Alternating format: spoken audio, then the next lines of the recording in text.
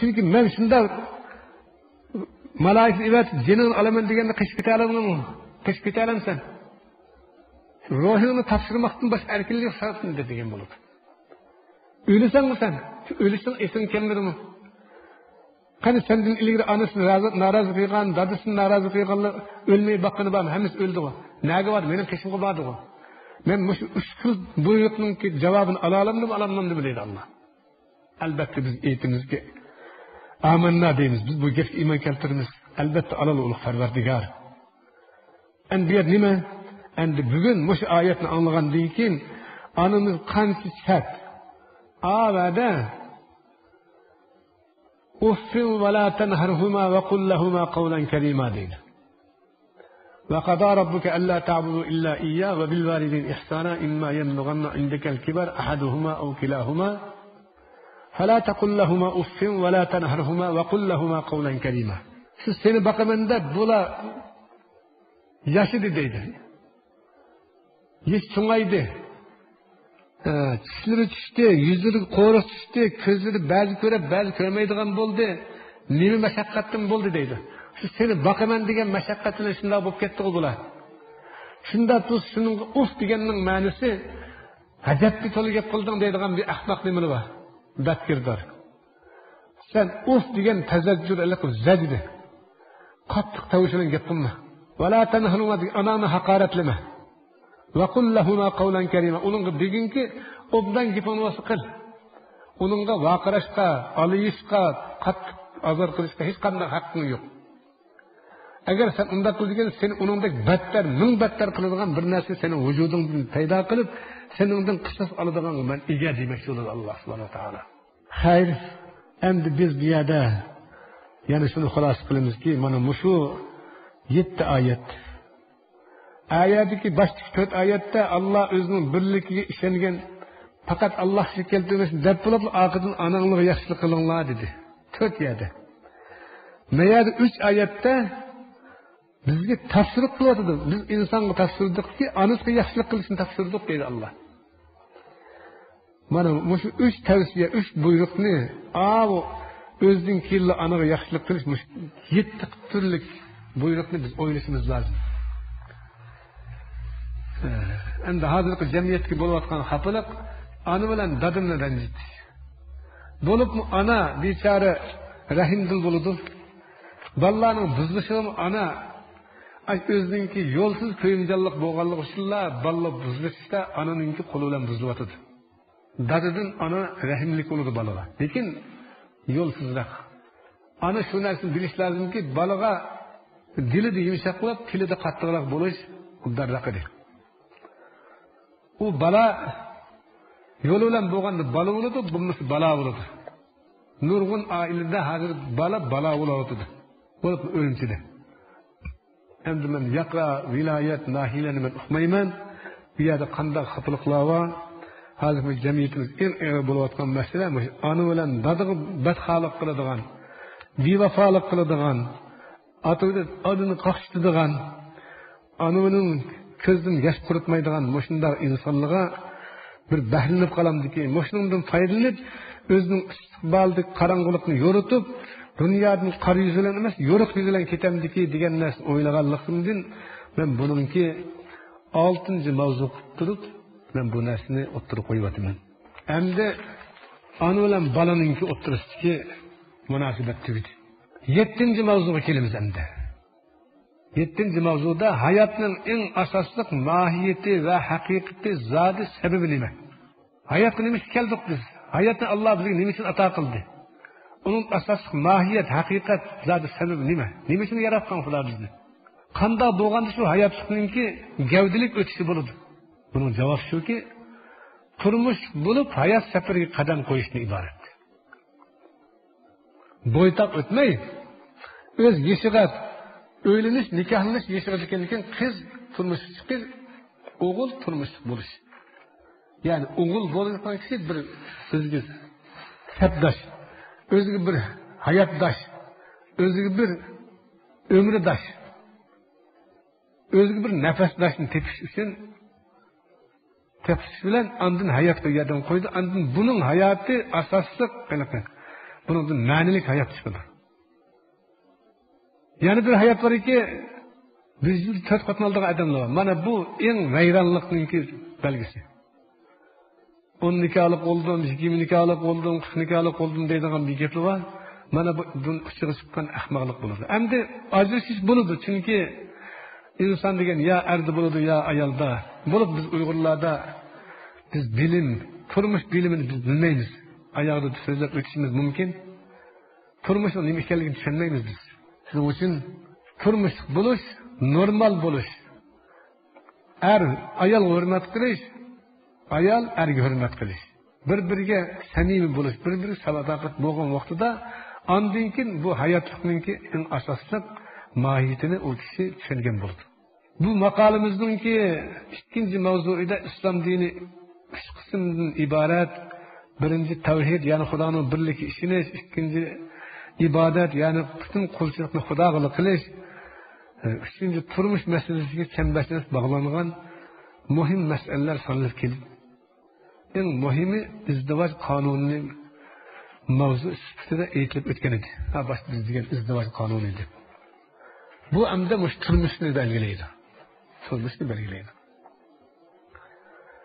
Hamda biz boshda degan izdivoj qonunidan iborat bu atalmış izohlarni izohlab o'taman.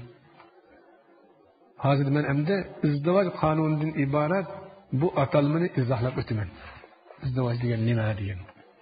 İzdivoj demak ikki jinsining bir jinsidek birlashib, bir-biriga qo'shilishi va saf mehr muhabbatini bir-biriga tahqiq qilishdan iborat. Aldin taydin deb qo'shib bo'lmaydi. 100 kunlikmi alayotdi, 10 kunlikmi alayotdi. Hozir qizladimi bir abadiylik bir o'tay degan narsa qizli bo'lsin, qisman qizli yo'q. Qisman o'g'illadimi shu.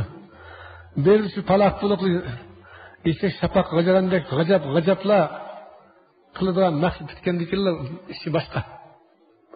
Ammo mayadagi izdivoj degandagi maqsad ikki jinsining bir jinsidek birlashishi. Bir-biriga qo'shilishi. Faqat o'zi boshqa bo'lsin, ammo go'shi boshqa, ustuni boshqa bo'lsin-mu? Lekin ma'naviy jihatdan go'shini bir, ustuni bir bo'lgandek bo'lishi lozim. Shunda bo'lishi bilan billa saf mehr muhabbatini bir-biriga tatbiq qilish lozim. Saf qilmaslik lozim. Maqsad shu bo'ladi ekan, pul bo'ladi ekan, yoki bir mansub bo'ladi ekan, yoki xizmat bo'ladi ekan. U puldan, xizmatdan yoki ishdan ayrilgandan keyin ishdan ayrilib bo'lsa, xotin ayrilib bo'ladigan bunda ish bo'ladi ekan, bu qat'iy izdivoj qonuniga muxolif bo'ladi. Mana bunda bo'lganda bu mehr muhabbatni bir-biriga taqdim qilib, bunda bo'lganda andin uningda bir haqiqiy muhabbat paydo bo'ladi. Andin u kishidan to'ralgan bolami bir baxtli inson bo'lib ko'rildi. Maqsad bo'lgan nikohdan bo'lgan bo'lishi u davomli shuning puliga ya mansubiga yoki jamiyatdagi o'rniga shunday bir pay pastga tushgandan keyin xotin ishdan chiqib bo'lgan u bola ko'si bolasi bo'ladi. Buni hargiz biz tanolmaymiz. Xo'sh, bunda zid mustahkam uyulmaning tarkibiga moddiy va ma'naviy jihatdan salohiyatsiz, sifatsiz, buzuq narsa aralashib qoladi ekan, u vaqtida haqiqiy va insoniy izdivoj qonuniga xiyonatkor bo'lib, aksincha hayvonot izdivoj qonuni doirasiga o'tib ketadi xolos. Biz bayatli davet etib ketdik shuni deydi. Izdivoj qonuni degan ikki jinsning bir jinsdek bo'lishi. Bunda desak, o erning go'shi berib ayolning badaniga, ayolning go'shi berib erning bir chaplashib qoldi degan emas. Faqat ikkisida yotlishish narsasi bu yo'q. Nihayat zid mustahkam uyul bir tashkil bo'lishi lozim er xotin. Faqat erning ko'nglida xotindan boshqa, xotinning ko'nglida shu erdan boshqa narsa bo'lmay, bir-biriga saf muhabbat bo'lganda, andin uning u turmushida, uning u hayotida andin bir ma'no, bir nig'iz, uningdan bir natija bo'ladi. Unda bo'lmaydi ekan, hayvonmi juplashadi. Ko'ramiz. Hammasi juplashadi. Hayvonlar shu ketib bir bilan juplashib qolganda juplashgan bo'ladi. Uningki balasi nerede, dadasi nerede? Kim biladi uni? Demak, aksincha hayvoniyat izdivoji qonuni doirasiga o'tib ketadi xolos. Endi izdivoj qonunini insoniyat doirasida yuksaltirishni o'ylagan har bir inson o'g'il qiz farzandlariga iffat, nomus, hayo, uyat, iroda, g'oya, g'urur qatorliq insoniy fazilat, sharaf va xususiyatlardan to'liq bahramand qilish, hech bo'lmaganda farzandlarni yuqorida sanalgan insoniy xususiyatlarni xabardor qilish har bir ota-onalarning tark etib bo'lmaydigan majburiyatlar. Biz boshda ikki odamning nikohlanishining gapidan boshlagan kelib buni izdivoj qonuni degan gapni izdivoj deganda bir narsaning ikkinchi narsaga chaplashish. Birdek bo'lib ketishi. Birdek bo'lmagandimi, lekin faqat boshqa bo'lgandimi ayrilmas. Ya'ni qalbi bir-biridan ayrilmas bo'lgan. Mana bunda bo'lgan vaqtda insoniy izdivoj bo'ladi. Ammo hayvoniy izdivoj haliqi uyda boshqa, talada boshqa. Xotinlik yasqargan, erlik yasqargan bunda bo'ladi ekan, uningda u haqiqiy insonlik, vijdon, insonlik bir xususiyat bo'lmaydi. Endi shu izdivoj qonunini insoniyat doirasida yuksaltirishni o'ylagan har bir inson o'z vujudiga kelgan o'g'il qiz farzandlariga mana to'z anglayni qaysi birimizning o'g'limiz yo qizimiz bo'ldi ekan bularga iffat o'rgatish lozim. İffat degan bir hayoliq bo'lish, hayo, iffat, nomus degan bir gap bo'ladi, lekin shunday bo'lsa-mu farqi bor. Iffat degan nihoyatda yuzi tuvan, afif degan bir narsa yo'galgan ma'noda. Nomus degan deymiz, nomusliq, bir odamga tikilib qaramaydigan. Hayo degan bu bir pardaga o'ralgan. Uyat bu to'rt. Iffat, nomus, hayo, uyat. Endi mush to'rtni saqlaydigan narsa bir iroda bo'lish lozim. Mush to'rt narsa menda bor ekan, iffatim bor ekan, nomusim bor ekan, hayo menda bor, uyat menda bor degan kishida bir iroda bo'lish lozim.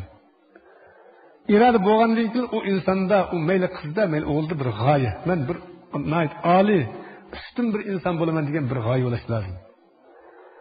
Uchinchisi g'urur bo'lish lozimki, men falonning eri emasmi, yoki men falonning xotini emasmi? Men shuning nomusiga, g'ururiga men teksam qanday bo'ldi deydigan bir o'zlik g'ururni yoki o'zininki qizlik yoki o'g'illik g'ururini nihoyat ustun bilish, o'ziga fazilat, sharaf deb bilish. Mana shunday bir tushunchani bolaga singdirish bola mumkin emas. Hozir qanday qilyapmiz? Buni oyoqda deyishimiz mumkin.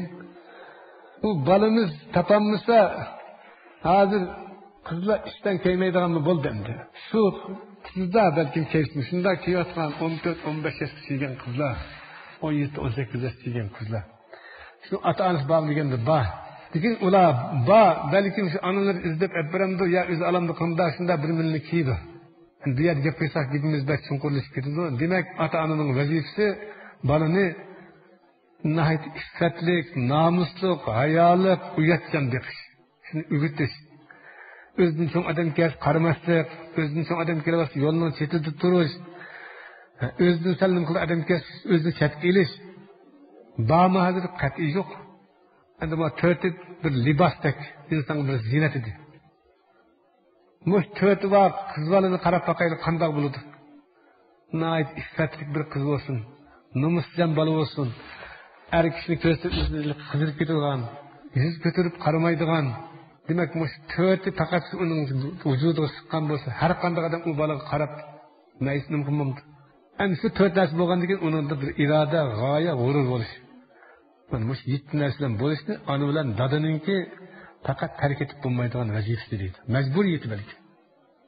Bunda qilmaydi ekan, boshda biz dedik, u bolalar cho'ng'ilab jamiyat chiqib turmush bo'lgan vaqtidami mayli o'g'il bo'lsin, xotini bir bo'lsa taladi ikki. Ayolning ayri bir eri bo'lsa ko'chaga chiqib necha muhabbatin deydigan gap paydo bo'ldi endi. Falon bilan manchilik, muhabbat bog'lagan, po'qishga manchilik muhabbat. Shu bolalar yuribdi. U bola o'ylamaydi-ki, uni shu yoshlikda, shu chiroyli rangi, shu nozik bo'ylari, shu turqi qancha yil turadi. Buni u bechoralik bilmaydi. U chiroylilik 3 yildan 5 yilgacha. Bola istigandan keyin uning solishida hamma tarafi rangi ro'yi ketadi. Qo'riq chirdi.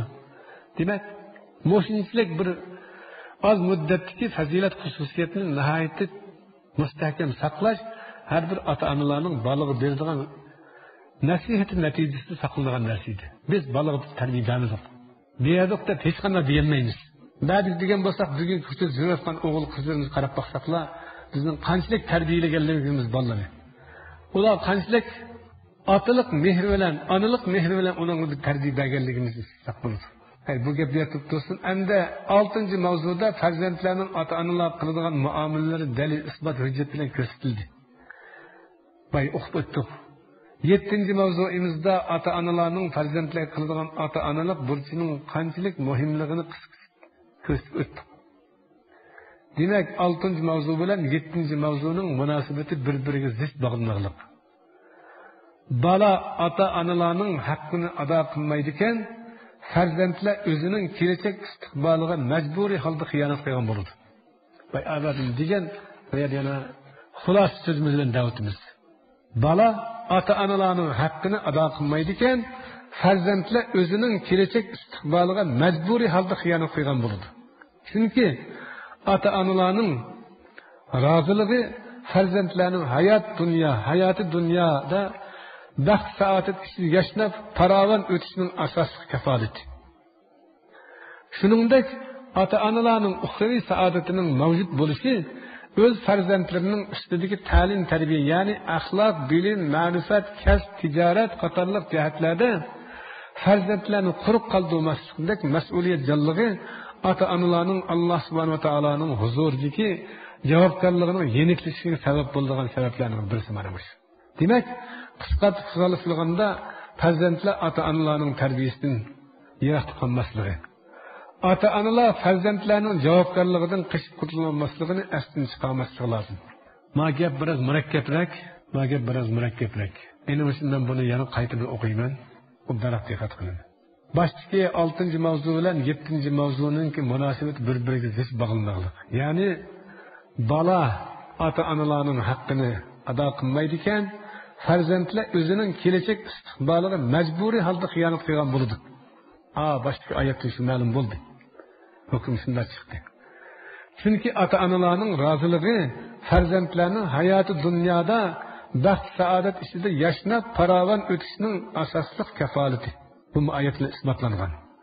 Shuningdek, endi ota-onalarning uxraviy saodatining mavjud bo'lishi, ya'ni qo'liga kelishi o'z farzandlarining ustidagi ta'lim tarbiya, ya'ni axloq, adab, bilim, ma'rifat, kasb, tijorat qatorliq jihatlarda farzandlarni quruq qoldirmaslikdek mas'uliyatjonligi ota-onalarning Alloh subhanahu va taoloning huzuridagi javobgarligining yeniklishiga sabab bo'ladigan sabablarning birisi mana shu. Demak, qisqartib xulosalaganda farzandlar ota-onalarning tarbiyasidan yiroqda qolmasligi, ota-onalarning farzandlarning javobgarligidan qishib qutulmasligini asdan chiqarmasligi.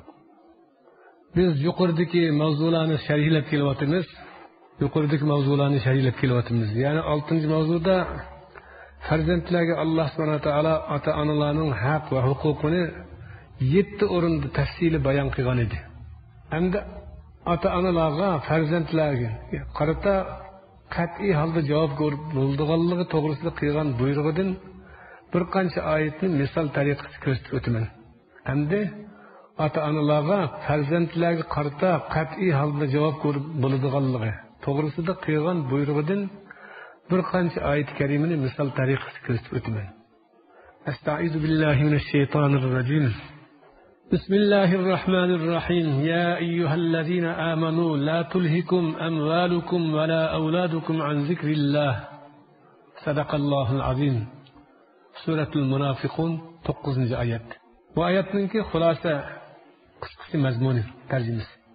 هاي deydi Allah subhanahu wa ta'ala. Allah'ın birliği işlenigen kişiler sizning iqtisodinglar, ya'ni mol mulkinglar, avlodinglar sizlarni Allohni aslashdan, ya'ni Allohninki buyrug'ini qilishdan, ayrog'iga itoat qilishdan, Allohning hukmini ijro qilishdan mashg'ul qilib qo'ydimi? Sizlar Xudoning amriga bo'ysundi, cho'lang tegmaydigan bo'ldimi? Nelimjiq, pulimjiq, bola chaqamjiq deydigan mush gap bilan deganning ma'nosi sen bolangni deb, pulingni deb bexastalik qilib turib bularni tarbiyasiz qoldirib sen bular uchun javobgar bo'lgan ishni yo'lga mangma. Sen o'zingning hoshingni tat. Mashg'ul qildimi degan seni go'llab sening qildigan ishing sen qilmading demakdan iborat. Bu Munofiqun surasininki 9-oyat. 2-oyat. Estaizu billah ya eyyuhallazina amanu qu anfusakum va ahlikum nara. Suratul Tahrim 6-oyat. Buningda yani ya eyyuhallazina amanu deb xitob qildi Alloh subhanahu. Ey Allohning birligi ishongan kishilar, o'zinglarni va ahlinglar degandan bola chaqa, ayol, bir oilani aytadi, ahli degan. Shularni o'tdan saqlanglar deydi Alloh subhanahu va taolo. Bunda deganning ma'nosi sizlar mahshar kuni sizning ig'dorchiligingizga xotiningizdan, o'g'lingizdan, qizingizdan, bütün mal mulkingizdan oyatniki. Ma'noda amval bo'lmasimi ahli degandan murod shu odamga tabi narsa hammasi kirib ketdi. O'tdan saqlanglar deydi. Unda degani agar sen avlodingni, o'zingni mening qonunimga, mening hukmimga muvofiqlashtirmasang, sen javobgar bo'lasan, ya'ni darzoqqa borasan demoqchi Alloh subhanahu va taolo. Buni Tahrim surasining 6-oyatida bunda xitob qilgan. 3-oyat. Ya eyyuhallazina amanu inna min azwajikum va auladikum aduwwan lakum fahzaruhum. Deydi. Yani bunun ya eyyuhallazina amanu deb xitob qiladi. Ey Allohning birligiga ishongan kishilar, haqiqat sizning xotininglar, sizning bola chaqanglar sizga dushman tasbih qo'ysanglar. Dushman deganning ma'nosi uning mehri mening buyrug'imning oldiga o'tib olgandan keyin sizga dushman bo'ladi. Dushman hisobida u sizga javobgarlikka tortishga sabab bo'ladi. Voy xotinim deysizlar, bolalarim deysizlar, mol-mulkim deysizlar, vaholanki u sizga dushman deydi.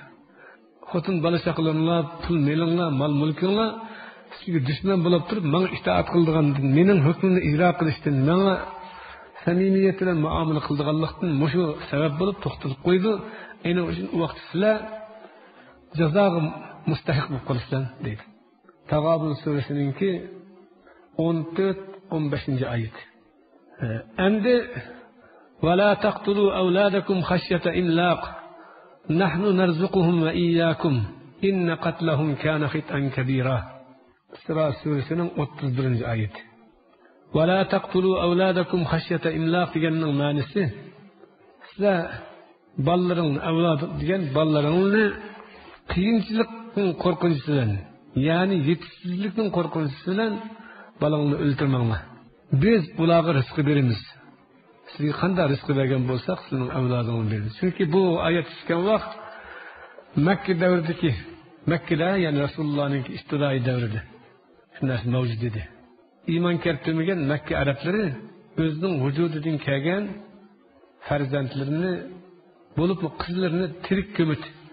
Shuning qarta tushgan oyat bu. Sen qizingdan nomus qilib yoki bu bola tug'ilib qolsa bizning turmushimiz, yemikimiz yetishmaydi degan bu narsadan bolani tirik ko'mitsan, sen rizq bergan Xudoying bu bolaga bermamdi degandan ku nahnu narzuquhum va iyyakum. Inna qatlahum kana khit'an kabira.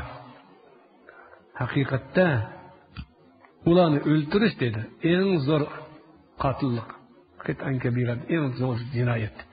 Endi bu yerda biz bu oyatni kelishlik maqsad ulamo islomninki qarorida mush vala taqtulu avladakum degan ma'nosi xashyata imloq deganni. Ma'lum sabab bilan balang o'ttamanglar deganning ikki ma'nosi bor. Biri moddiy jihatdan o'ldirish, aningdek qo'rqish bilan yo boshqa bilan.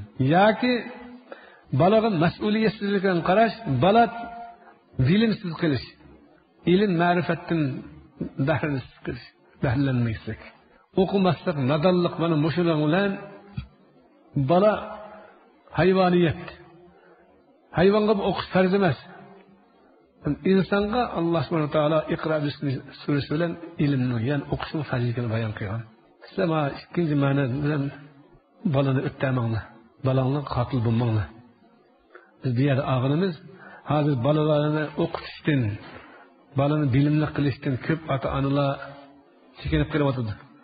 U bola pul tepasilar yoki azroq turmushida hamkorlashsa, u o'qimning kari yo'q. Mana mushuning yomonligini Alloh mush oyat bilan, yalnız bu oyatda bir qancha oyatlar mush mazmunda bor. ولا تقتلوا النفس التي ولا تقتلوا أولادكم خشية إملاق نحن نرزقكم وإياهم deydigan nurg'un oyatlar shu mazmunda kelgan. Ota-onalar va farzandlar to'g'risidagi Alloh subhanahu va taoloning buyrug'ini anglitib o'tdik yuqorida.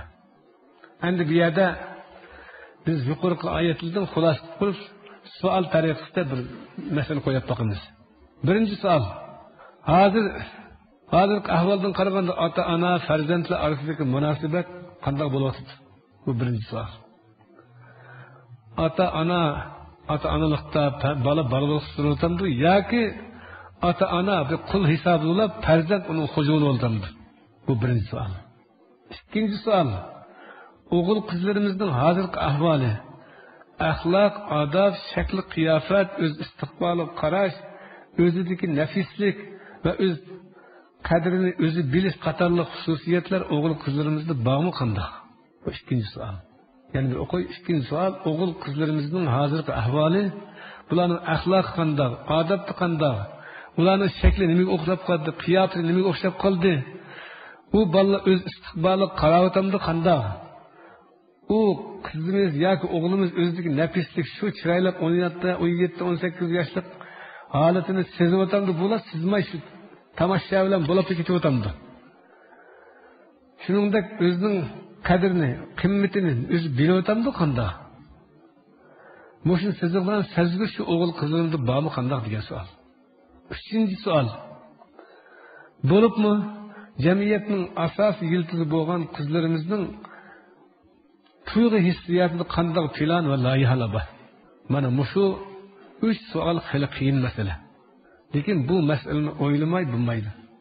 Har bir ota-ona bolaninki shu yuqorimizni biz xulos qilib qisqartib 3 narsani o'tib qo'ydik. Mushuni o'ylamay qat'iy bo'lmaydi. Endi oyoqdagi berdigan so'zimizda boshda aytilgan 3 savolga qisqa javob berib o'tamiz. Hozir ikkinchida tugab qoldi. Hozir 3 savol qo'ygan yuqorida shunga 3 savolga 3 javobimiz bor deb beraylik desek, oyoqlashib qolganligi uchun buni 3-dayga beramiz. Qolganini 3-daydan anglashamiz. Xayr, assalomu alaykum va assalomu ala man ittaba al-huda. Hamdulillah Alloh subhanahu va taolo aman qilgay. Shu qatorda bizga ham amanulloh ato qilgay, Alloh farvardigar. Birinchi dayning ikkinchi tarafidan oyog'i bir mavzuga kelgan. Bizning jamiyatimizda bir xil kishilar bor. Masalan, biror odam bir masalani sunnatda bunday ekan desa, buning bir xili bizning ota-bobolarimiz, o'limalarimiz nimamda, ota-bobomiz qilganini qilamiz, o'limalarimiz nima qilgan bo'lsa shuni qilamiz desa, yana biriki mujtahidlarimiz baka kelganmi, mujtahidlarimiz Qur'on hadis turdi, mujtahidlarning ijtihodi bilan ma'miz deyishdi degan bu bir bo'lik ahmoq bo'lsa, ikkinchi xildagi ahmoqlar ko'zning chapig'ini olaman deb ko'zni qarib qiyrishi xiyoliy tabibdan iborat nadonlar. Sunnat bilan mazhabning farqini ayirish iqtidoridan nasibisiz qolgan ahmoq mazhab mastanlarining mantiqsiz quruq safsatlari nurg'unlagan islom avlodlarini e'tiqodiy jihatdan nobud qilib tashladi. Bu deyish o'ng'aydek bo'lgan bo'lsa-mu, lekin buni zarri nihoyat ko'p bo'layotdi. Hech narsa uqmaydigan nimalar sunnat bilan sabit bo'lgan nurg'un namozning ichidagi ishlarga aralashib olib hozir butun xalqni Rasululloh o'z hayotida qilib tark etmagan sunnatlaridan cheklayotdi. Muhim demakchi. Mana shunda qilib turib, o'zi mazhab nima, sunnat nima farqini bilmaydi. Sunnat bayar mazhabning roli qanchalik? Mazhabning zodi ijod qilinishi, mazhabningki o'ttira chiqishdan maqsad sunnatni qoldirishmidi. Bu haqda sahibi mazhablarningki sunnat qarta bo'lgan, ularning iymonini qat'iy bilmaydi bu. Hatto Imom Azam Abu Hanifa rahmatullohi alayh mening bir ijtihodim bo'lgan bo'lsa, shuning yanida bir mavzu hadis bo'lgan bo'lsa, mavzu hadisini amal qiling, lekin mening ijtihodim bilan amal qilmanglar deydi ya. İmam Abu Hanifa rahmatullohi bo'lgan zot. O'shin davasda ma'vu mazhabni uqmay turib, mazhabga o'zini fido qilgan fidokorlar halaqadek afsona gap qilib, bizning yosh avlodlarimizni, nadan, savodsiz xalqimizni Fakat butunlay payg'ambardan ayirib tashladi. Shuning uchun sunnat degandan keyin g'azablari kelib, ichida garashlaydigan ish mana shundan paydo bo'lyapti. Bu bir masala. Buni ayni olish lozim. Yerenmidin. Bunda qilgani sendan so'raydiganni mendan so'radim, men sana loyiq bo'lolmaydim, ulug' Parvardigor degan shu ma'noda buning tafsiri shikoyat qildi degan gapni qilgandik biz. Yani bunun berdigan javobimiz. Yuqoridagi so'zlarni, ya'ni intad'uhumdagi oyatning qo'shimcha qilgan gapimizda qabristonga berish ma'ni qilganlik chiqmaydi. Lekin qabridan fana tilash o'rniga qabrdagilarga yordam berish ifoda qilinadi. Bu so'zni obdan ayni olasiz bo'ldi. Qabristonga berishni Janobi Rasululloh buyurgan. Zurul qabur va tuzakkirukumul axira degan. Buning ma'nosi nima? Qabristonni ziyorat qilinglar. Chunki qabristondagi o'liklarning yotgan yerini ko'rgandan keyin oxiratda sizga eslatadi. Shu ko'rish, shu aylanish sizga oxiratni eslatadi. Shuning bilan sizning qiladigan yomon ishingni tashlashga bir turtki bo'ladi degandi. Lekin bizcha qabristonga berib gumbazni siylaydigan, qabrining topsini olib yuzimizni tutadigan shunday ishlar bo'lganlikdan biz oyatni o'qidik yuqorida. Shuning uchun bu yerda qabrdagilarga yordam berish ifoda qilindi. Qabrga berib biz mag'firat tilaymiz. Xudoyo, mushular bizdan burun ketib qoldi. Bular inson xatolik qilib, mushlarga rahmat qilg'aylar desak, u vaqtida bizning shu gapimiz qanchalik chakana kichik bo'lsin, lekin buningki Alloh taraf o'tadigan vazni, ig'irligi, nahayta ig'ir bo'ladi, salmoqi. Endi uning tilashdan ko'ra uning gunohini so'rasak, bu yaxshiroq bo'ladi. Mana shu niyat bilan chiqsak, qabristonga borsak bo'ladi. Lekin gumbaz suglab top so'kaydigan bo'lsa, qat'iy bo'lmas lozim. Bu so'zga qo'shimcha yana bir muhim masalani aytaman. Bu qaysi nima? Hozir bir qismi gap yana paydo bo'ladi, o'likning tepsiga javobnoma degan bir narsani yozib qo'ydigan. Nima bu javobnoma degan? Bu sen beramiz javobni, sening qog'ozingni beramdi. Yoki o'lik beramdi. Har bir inson balaga yetmagan bo'ldiki, uningda so'roq savol yo'q. Kichik ma'sum faqat balaga. Ammo shar'iyning hukmi buningga vojib bo'lgan kundan boshlab, ya'ni farz qilingan 12 yoshdan oshgan kishining qanday o'lsin, uningki shu o'lgan kunidan boshlab ta shu shar'iyning hukmi farz bo'lgan qadar bo'lgan arliqdiki qilgan amallardan so'roq so'raydi. Shu so'raydigan so'roqlarga malaikalarga sening yezib bergan xatning roli bo'ladimi? Shuning qanchalik kuchi bo'lar? Mana mushadimi e'tiqodning ojizligi, e'tiqodningki susuzligi ma'lum bo'ladi. Ening uchun bu qat'iy harom. O'likning kepiniga javobnoma yozib qo'ydik deysiz. Qat'iy harom. Afsuski qisman Uyg'ur qarindoshlarimizning jahilona e'tiqodi ruxsat ketgan bu xurofat safsatalarini qanday bir taraf qilish kerak? Buni tushunish lozim. Endi o'lik ta'ziya bildirish tufaylidan o'qiladigan namoz har bir mu'min va musulmonlarning ustidagi farz edi. Shu farzni haq ilib, ya'ni namoz haqqida o'qishdan boshlab o'likni ko'mgicha, balki o'likni ko'mib bo'libmi 1 yilga qadar muddatda nurg'unlagan qo'saq to'yg'izish ziyofatlari beriladi. Bayman deb yetib ketdim boshda. 3 da'vatgan, Oznaqshimizda da'vatgan, 7 da'vatgan, 40 da'vatgan. 40-40 bir qancha hafta 5 hafta qadar Oznaqshimda degan bir ishi var. Onu neresi mahallede koşup adamla kışkırdı. Kembağalların birer işkisi adam bir ketip kalal falan bulmuş. Yok ola. Bu şimdi diyorlardı. Enim için bu nersin obdan düşünüş doğru gelir. Hem dışında öliknin ki namazını okudu diyen 4 tekbirle okuyan namaz şu ölikki mağfiret talep kılışın ibaret idi. Subhaneke Allahümme okuyimiz, Suri Fatiha okuyimiz, ikinci tekbirle Allah Ekber deyimiz, iki durut okuyimiz, anın dinkin yana Allah Ekber deyimiz, şimdi Allah Ekber dinkin Allahümme ufli hayyina diyen ayet, duanı okuyimiz. Bu duadaki maksadımız bu, şu vefat boğuşuga Allah bir rahmi kalamdı ki diyen bir gepni kılmakçıydık. Şunda kıttırıp okuyduğun namazımızga hak iliş. Hatta bu yüzülüde ben bu bağımıdım anlığın haberim karıgan vaxtıda Serenki, uşak pul, şuna birini takdir ekin. O bay olsun, kembegal olsun, hemmesi alım işler bunu. Nemi dep aladı bunu? Kembegal, aşının layık olab, şu Bir moçengi bir var serenk alamaydigan kişiye belki o sevap buladı. Sap tamak kişiye de Allah alıdı bunu. Tamak kişiye kanda buladı bunu ki. Muşum oylamamda bu biçare hak. Demek bizni muşu örf-i adet roda kılıyotken. Muş tanlaş bolan örf-i adet, din gizit bolan örf-i adet bizni vayran kılıyotken. Hulası muş ölük üstüdün alıdığan algıla, nezre, namaz hakkı, sadaka ve başka, aznakşımının işi, yettinin işi, üçünün işi, kırıkının işi, yılının işi. Mana muşu hakta nahayeti oylanış lazım. Bu takılındığın iş emas, bu facialik ahval bu. Ahli İslam'ın üstü düşken en ağır yük bu. En ağır yük. Paydası boğan bosiydi. Bu facia bulmaydı. Bu belki şunu kutuldurgan bir mes'ud nersi buluş lazım idi.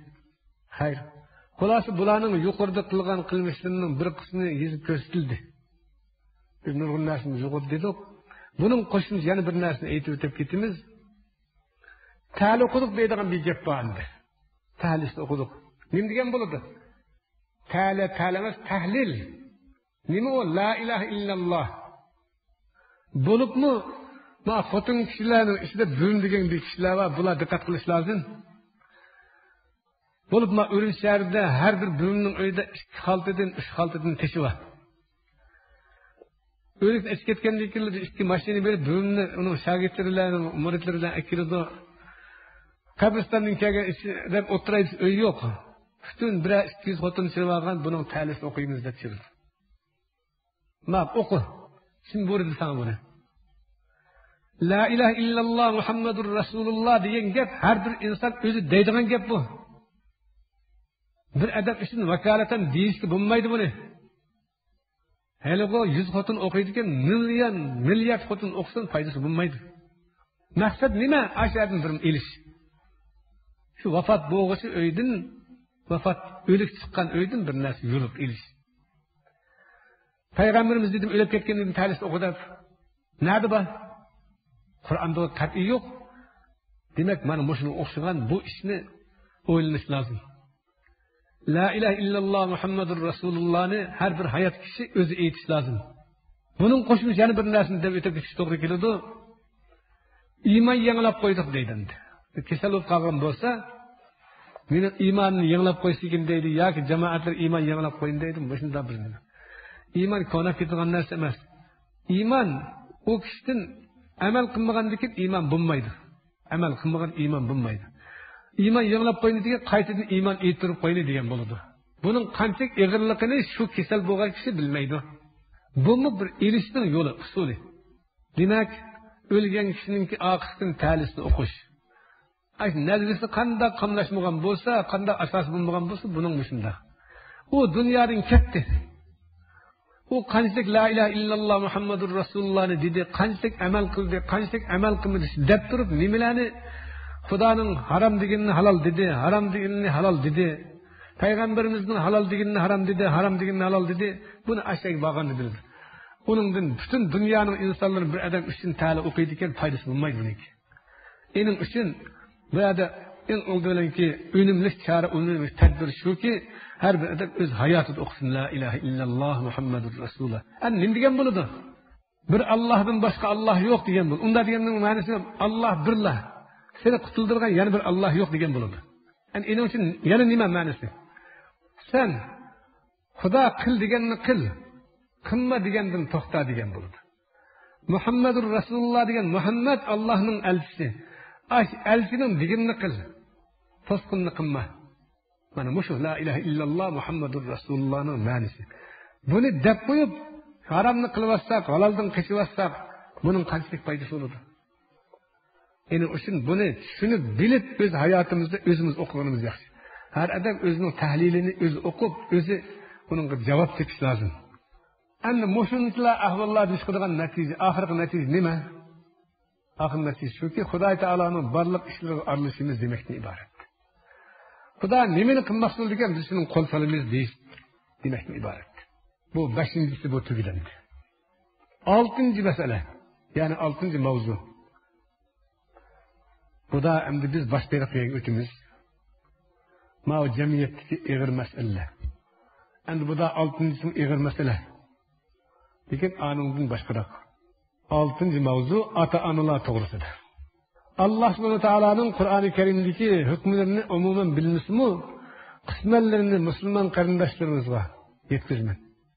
Ya'ni Allah subhanahu wa ta'alaning Qur'oni Karimdagi hukmlarini umuman bilmasmi, qismanlarini musulmon qarindoshlarimizga yetkazman. Ta'sir o mushu ata-analar to'g'risida. Ananing farzandlarga Allah nima deb tanishtirdi? Mushu haqda nozil bo'lgan oyatlarni men har birlariga o'qib o'taman. أستعيذ بالله من الشيطان الرجيم. بسم الله الرحمن الرحيم. وإذ أخذنا ميثاق بني إسرائيل لا تعبدون إلا الله وبالوالدين إحسانا. بياده بني إسرائيل'in kinoya qildiki Allah subhanahu wa ta'ala Cenab-ı Resulullah dedi. Bir vaqtni aslanki Muhammed aleyhisselam Bani İsrail'den biz ahd aldık dedi. Bunun bilan biz to'xtam tuzdik. Nimaga? La ta'buduna illallah. Parvardigordan boshqa hech qanday narsa ibodat qilmaslikka ularga biz ahd olgan edik. Ya'ni shuni qo'shiblar shu Bani Isroilga, onasiga, dadasiga yaxshilik qilish haqida biz buyruq qilgan edik deydi Alloh. Bu yerda gap Bani Isroil kelgan bo'lsin, butun mayli Bani Isroil bo'lsin, qaysi Bani bo'lsin, qaysi qabilaning bo'lsin. Butun Bani basharga umuman xitob oyat bu. Endi maqsad bu yerda Allah özünün birlikte ibadet kılışını buyurup boğan dinkilla insanga şunu uqtiratdi ki ananga dadanga asın kıl. Bizning vad bir narsa uqtirib qo'yay. Qur'onning talaffuzida anani baldu alıdı. Valid degan ana degan kishi degan bo'ladi. Dada ikkinchi o'rinda turadi. Ammo biz Uyg'urlarda ata-ana deymiz, dadani baldu alamiz. Bunun bir taraf farqi chiqmasmi, yana bir tarafda farqi xilali bor. Demek bu yerdeki nimede Allah'ın birliğiye. İşte Xudoga ibadet kıl, Xudoning g'ayriga qulchilik qilma. Aqidil ikkinchi qildig'ining onang bilan dadangga yaxshilik qil deydi. Bu birinchi. Bu Suratul Baqaraning 83-oyati. Bu birinchi oyat. İkinci oyat. Va'budullaha ve la tushriku bihi shay'an ve bil validayni ihsana. Ey insonlar deydi. Allah qulchilik qil. Allohga hech narsa shirik qilma. Yani Allah qilgan ishni falonchi qila oladi, falonchining qo'lidan keldi deydigan bunda tushuncha, bunda bir hukmda bo'lma deydi. Hech narsani Allohga shirik qilma. Deb turib vabil validayni ihsana. Lekin ananga dadanga yaxshilik qil, vafo qil.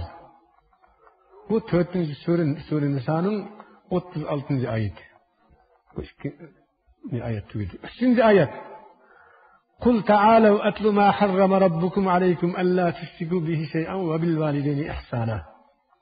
Bu ayette Allah subhanahu wa ta'ala Cenab-ı Resulullah hitap kılacak eytir ey Muhammed aleyhisselam o Mekke ehlige. Allah sizlarga haram qilgan Parvardigoringlar haram qilgan narsani men sizlarga tilovat qilaman.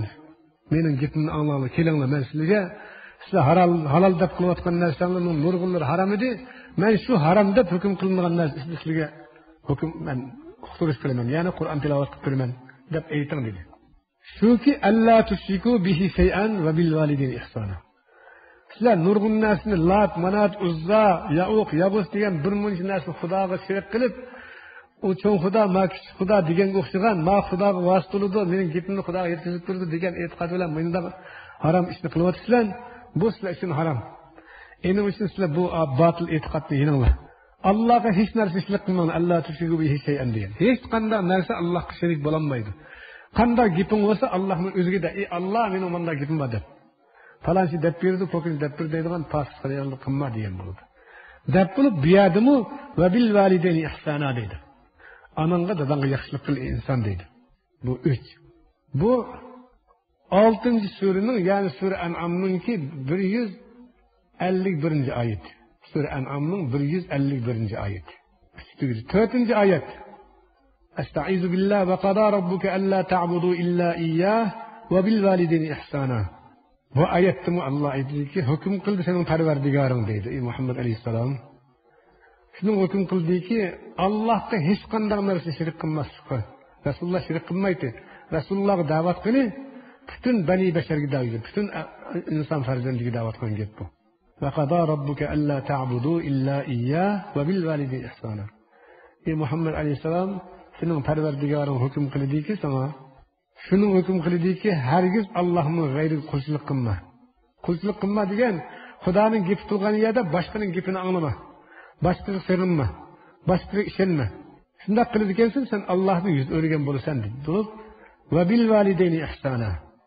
Sen ananga, dadanga yaxşılık kıl. Kolundan qanchalik kelsa yaxshiligini ayva. Bu Subhanallahi Asra surasining 23-oyat. Ma'u ota-onalarga farzandlarninki qiladigan yaxshiligi haqidagi oyat. Bu 4. Endi mushuni ikkiga bo'lamiz, mushu 6-mavzuni.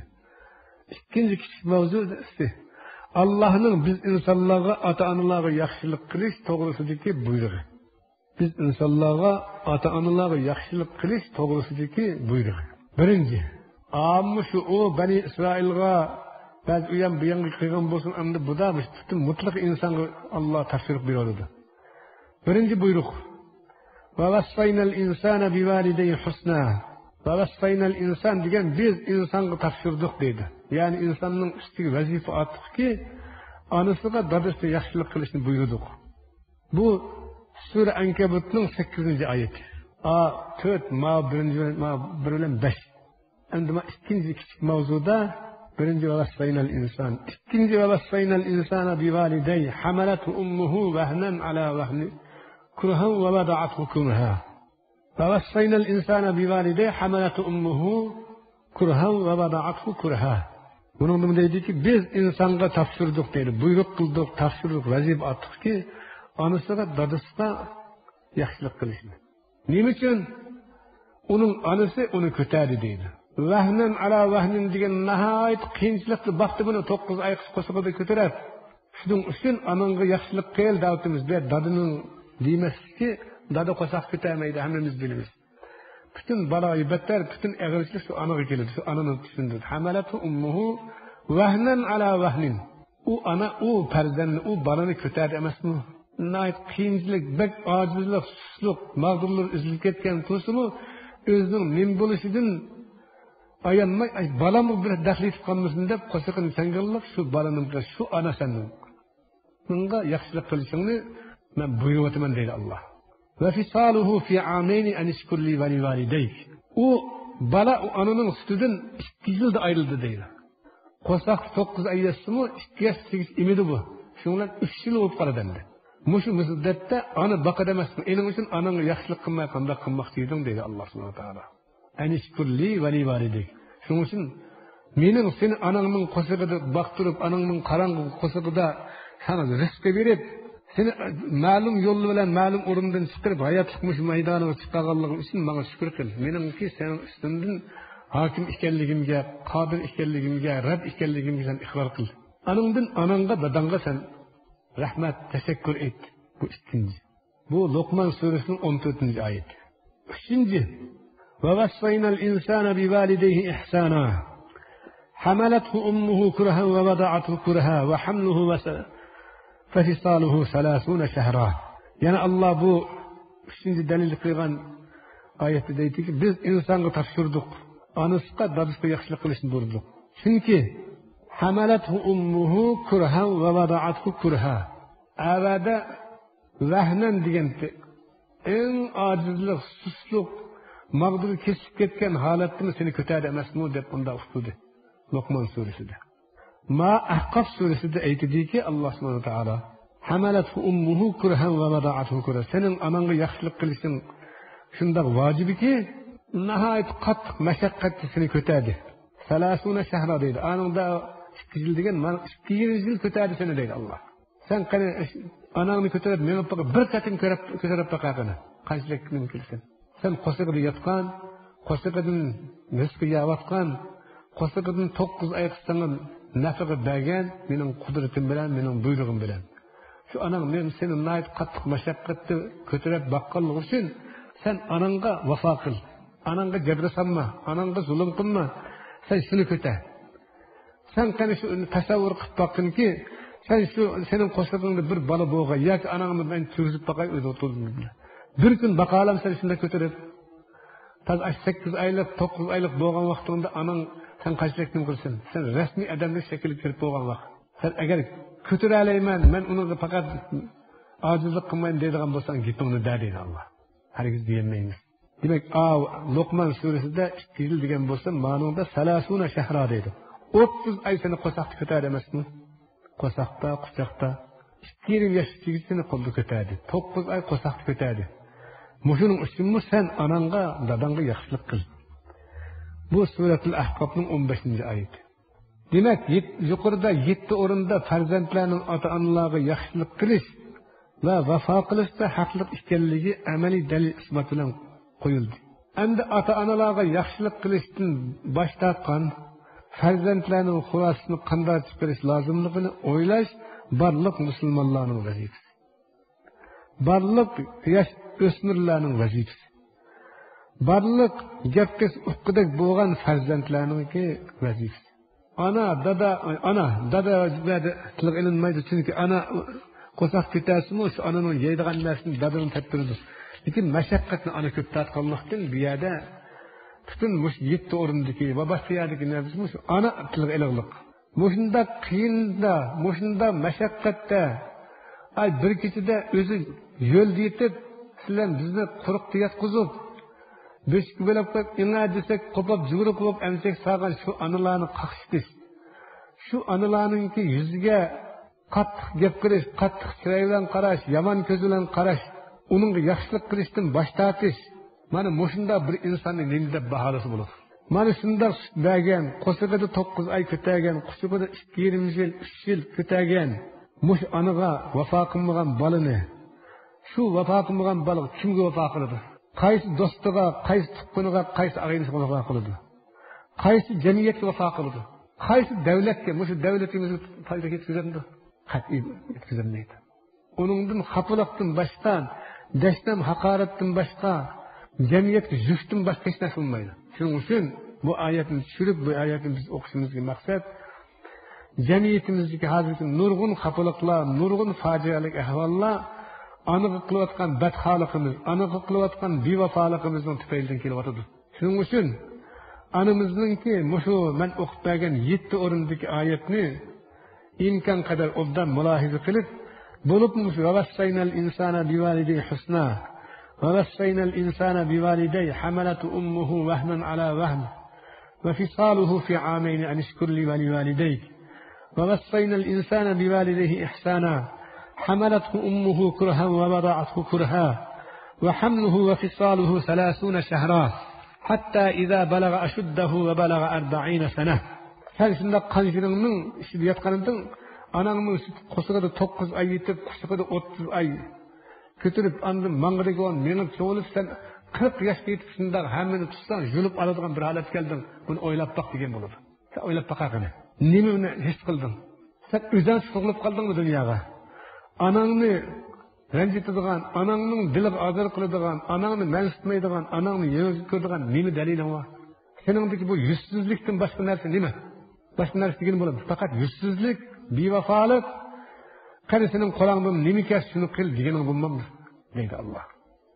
Ening uchun bizga bo'lib mush oyog'idagi 3 vasfayna degan kalima har bir mu'min musulmon farzandiga to'limi. Balkim boshqalar bo'lsin, mushunga nazar qilish lozim.